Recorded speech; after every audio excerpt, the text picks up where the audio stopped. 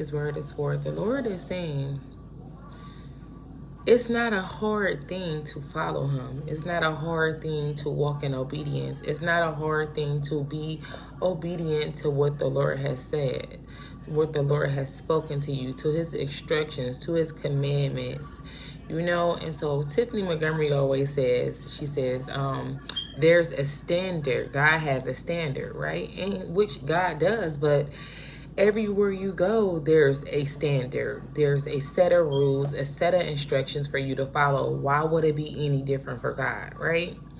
If you go into the library, they tell you to not talk loud. Don't talk on your phone. No eating inside of the library. No loud noise. No horse playing. When you go into school, they tell you the same thing. No cell phones. No fighting. No foul language. Be respectful. Be mannerable. You know, it's instructions. When you go into the store, they tell you no horse playing. No opening up items while you're in the store. Like, there's instructions, right?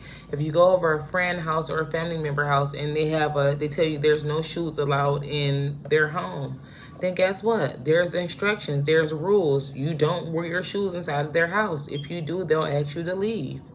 Okay? And so God is saying that my yoke is easy, my burden is light. He's not requiring a lot of you. What he's asking you to do is a light thing, to follow his instructions, to follow his rules, to keep his commandments. And so for the people who just choose not to be obedient, who just choose to go off and do what they want to do, those are people who 9 times out of 10 probably didn't follow the rules at home, right?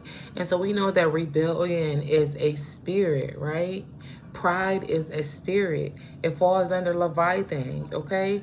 And so the Lord is saying, it's not a hard thing to follow him. You make it hard. You make it hard being disobedient. You make it hard by sinning. You make it hard by not listening to his commandments. You make it hard by breaking covenant with him. Everywhere you go, when you go to your job, you have instructions and rules. There's a standard at your job. There's a standard at restaurants. No cutting.